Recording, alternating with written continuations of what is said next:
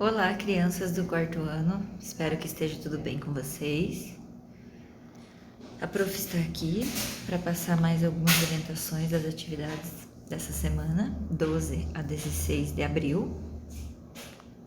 Então, essa semana vamos iniciar com a disciplina de História, falando um pouco sobre povos da América e da África, retomando alguns assuntos que já estudamos, que viemos estudando desde o início, e falando um pouco também sobre os indígenas.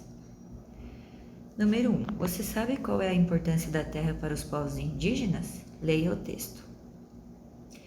Primeiro, só nós índios vivíamos nessa terra. Os índios eram donos de todas as matas, eram donos de todos os rios, eram donos de todos os campos. Tinha índio morando na beira do mar, tinha índio morando na beira do rio, tinha índio vivendo nas matas, tinha índio vivendo nos campos. Nós sempre conhecemos todos os caminhos e todas as águas de nossa terra. Nossa gente vivia feliz, tinha muita caça, tinha muito peixe, tinha muita fruta. Nunca faltava terra boa para fazer roça. A terra era de toda a comunidade, para nós a terra é a nossa vida. Então, temos uma imagem ali dos indígenas do povo Saterê-Maué, brincando em Igarapé, na região de Manaus, no estado de Amazonas, em 2014. Letra A. O que significa a frase "a terra é nossa vida"?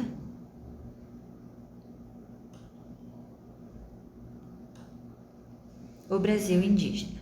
Atualmente, os cientistas sabem que os primeiros seres humanos surgiram na África e se espalharam pela Europa e pela Ásia.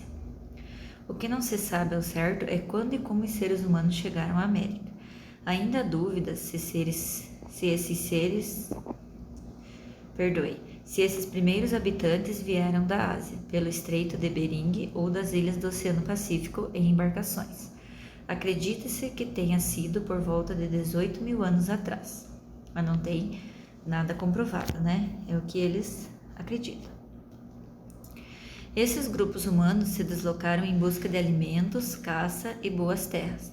Ao se estabelecerem aqui, se dividiram em diversos povos e culturas.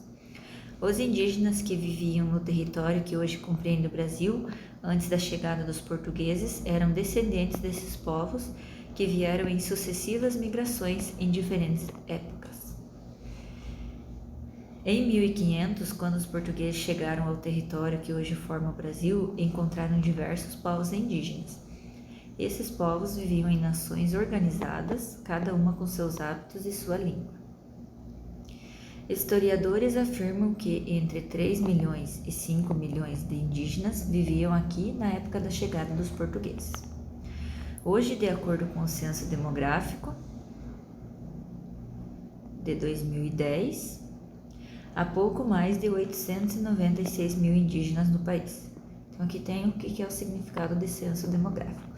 Tem por objetivo contar os habitantes do território nacional e identificar suas características. Número 2. Observe o mapa de acordo com o Censo Demográfico de 2010 e responda as questões. Então, temos aqui a distribuição da população indígena no Brasil, conforme o Censo Demográfico de 2010. Como a prof vem falando, para vocês entenderem o mapa, primeiramente ler o título para saber o que o mapa vai representar. Depois, vocês têm que observar as cores e a legenda. Conforme a cor do mapa, vocês têm que olhar a cor na legenda. Por exemplo, o amarelo. A legenda é o quê? Quantidade de indígenas por unidade da federação. O que é a unidade da federação, Cada estado no nosso Brasil. O amarelo, mais de 2 mil a 10 mil.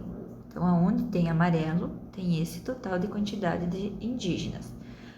A cor laranja, mais de 10 mil a 20 mil. Onde tem os estados na cor laranja, então, é essa quantidade de indígenas. Na cor rosa, mais de 20 mil a 40 mil. Na cor azul, mais de 40 mil a 80 mil. E aonde tem verde, mais de 80 mil. Então, aonde tem a cor verde, o estado da cor verde, que é o Amazonas, é onde tem mais indígenas, que é mais de 80 mil. Letra A. Qual a quantidade de população indígena possui no estado em que vivemos? Então, qual o estado que vivemos? Paraná. Então, vocês vão olhar lá, procurar onde que está o estado do Paraná no mapa, a cor que está no estado do Paraná e vão olhar a legenda para poder responder a letra A. Letra B. Como se escreve corretamente? Assinale a opção correta. Será que Paraná, a primeira letra, se inicia com letra minúscula ou com letra maiúscula? Então, vocês vão assinalar a correta. Letra C. Qual estado possui mais população indígena? Então, como eu falei também, vão olhar a legenda, qual que é? O estado que está em verde, que é mais de 80 mil, né? E vão olhar lá no mapa. Então, é bem fácil, basta vocês prestarem atenção. Sempre analisando as cores do mapa com a legenda. Agora vamos falar um pouco sobre as atividades de geografia. A divisão política do Brasil. O nome oficial do Brasil é República Federativa do Brasil e ele é formado por 26 estados e um Distrito Federal. Cada estado possui seus próprios governantes e suas próprias leis, porém, obedecem diretamente a um governo único, chamado Governo Federal, e a um conjunto maior de leis, a Constituição Federal. Veja abaixo a relação das 27 unidades políticas brasileiras. Será que você consegue associar o nome dos estados às suas respectivas siglas? Observe no mapa as siglas dos estados. Então, aqui está sendo representado o mapa do Brasil através das siglas, né? Letra A. Escreva o nome do estado correspondente a cada sigla. Então, aqui já temos na tabela as siglas. Vocês vão escrever do lado onde que tem estado, o nome do estado conforme a sigla. Se tiverem dúvida, voltem e reparem lá no mapa a sigla para vocês conseguirem localizar qual que é o estado.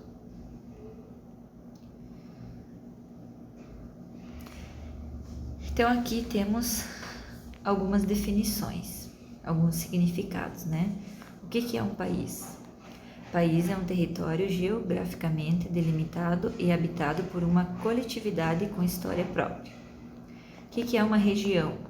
É um território que se diferencia de outro por possuir características próprias de população, localização, clima, etc. O que é um estado? Corresponde ao conjunto de instituições no campo político e administrativo, que organiza o espaço de um povo ou nação, comandado pela união entre os campos legislativo, executivo e judiciário. O que é uma capital? É uma cidade ou localidade onde reside o governo central, os ministérios e todos os organismos supremos da administração de um estado. Número 2. Agora observe no mapa do Brasil os estados e suas respectivas capitais. Olha, aqui temos mais um mapa, então se vocês tiverem dúvida em relação às siglas nesse mapa, basta vocês olhar a sigla. Por exemplo, vamos ver ali, AM, né? Vai olhar lá embaixo. AM é qual? Amazonas. Então, tá bem fácil de resolver a atividade. Então, vamos observar agora o nome dos estados e suas respectivas capitais. Então, onde que tá as capitais? É onde tem as bolinhas ali, né? Onde tem a bolinha branca com o pontinho preto. Por exemplo, Amazonas, a capital é Manaus.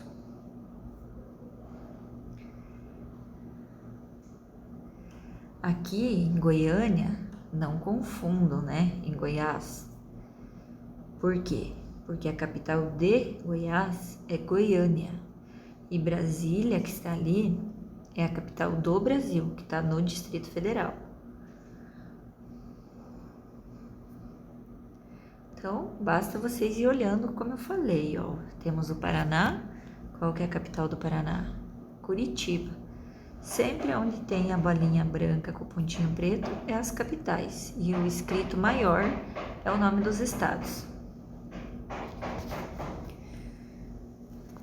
Letra A. Relacione corretamente os estados com suas respectivas capitais. Então, vocês vão observar aqui no mapa, como a prof explicou, e vão colocar. Então, número 1, Amazonas. Vamos procurar onde que está Manaus, está aqui, na quarta, e vão colocar número 1 ali. Depois vão olhar Espírito Santo, número 2, e vão procurar a capital dele aqui, e vão colocar número 2, onde que está a capital. E assim, né, dando sequência.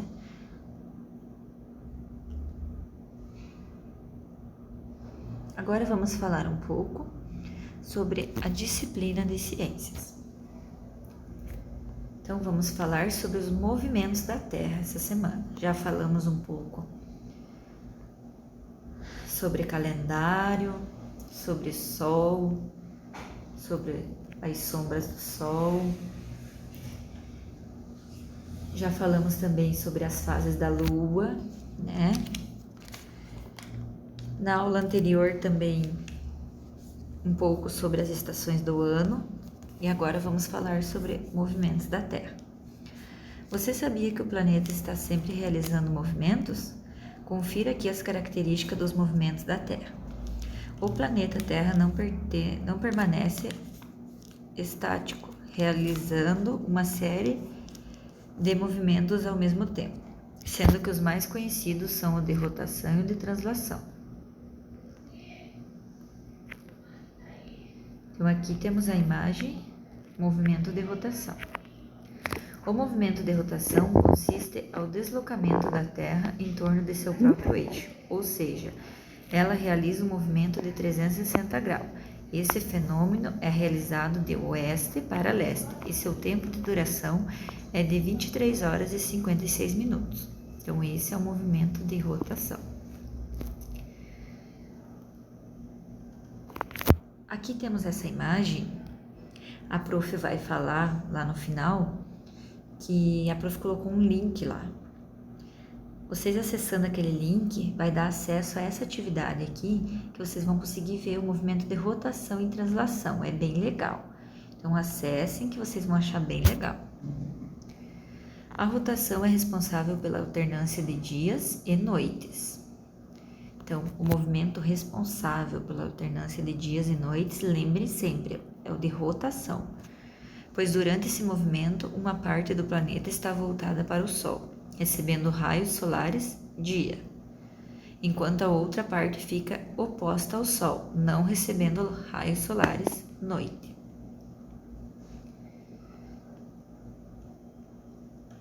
Aqui temos a imagem do movimento de translação e as estações do ano. Vocês podem observar ali, né?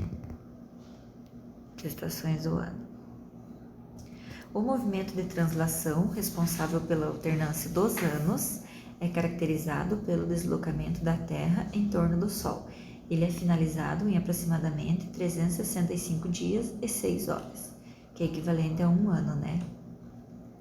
Então, essa imagem é a mesma coisa da imagem de cima que a prof falou. Se vocês acessar o link, vocês vão entrar e ela se mexe, vocês vão poder ver o movimento de translação, é bem legal. As estações do ano são definidas através do movimento de translação. Esse movimento provoca uma variação de raios solares que chegam à Terra. Com isso, temos 4 estações com características distintas: outono, inverno, primavera e verão. Além da rotação e da translação, a Terra realiza outros movimentos, com destaque para a nutação, oscilação do eixo de rotação da Terra, revolução, deslocamento da Terra em torno do centro da Via Láctea, e precessão dos equinócios, movimento do eixo da Terra. Então, temos mais uma imagem aqui dos movimentos da Terra. E aqui está o link que a prof falou. Então, ó, acesse o link abaixo que complementa o nosso conteúdo para observar os movimentos de rotação e translação. Então, basta vocês copiar ele e colar no Google que ele vai dar acesso. Mas a prof vai colocar o link no grupo também para ficar mais fácil de vocês para entrar direto. Então, agora vamos para as atividades. Questão número 1. Preencha o diagrama. Então, temos ali, né, como vocês podem observar, as letras.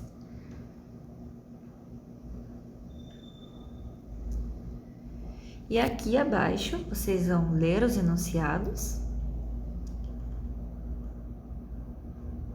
e relacionar com a definição, né, ou seja, com a resposta, e daí vão preencher o diagrama, né, a cruzadinha ali. Então, letra A, movimento responsável pelas estações do ano. Qual que a prof falou? Translação. Então, vamos preencher lá na letra A, translação. Letra B, movimento que a Terra dá em torno de si mesma. Letra C, quantas horas consome o movimento de rotação? Letra D, período do movimento de translação. Letra E, o movimento de translação é responsável pelas do ano. Pelo quê? Pelas estações do ano. Letra F, estação florida. Qual que é a estação florida? Letra G, estação do frio. Qual que é a estação da época que é frio? Letra H, estação do calor. Então, né, qual que é a estação que é bem mais calor? E letra I, estação dos frutos. Então, a época que dá os frutos. Rotação é o movimento que a Terra faz em torno de si mesma. Número 2. Quanto tempo a Terra demora para fazer o movimento de rotação? Então, a gente fez a leitura lá em cima, né? Vocês vão assinalar ali qual que é a correta. Apenas uma, né? Translação é o movimento que a Terra faz em torno do Sol. Número 3. Qual o período em que a Terra leva para dar uma volta completa? Também vão assinalar a correta. Qualquer dúvida que você tiver em relação aos enunciados, às atividades, ou que vocês ficarem com alguma dúvida sobre o conteúdo, podem chamar a prof no particular, que a prof ajuda vocês. Estou à disposição de vocês.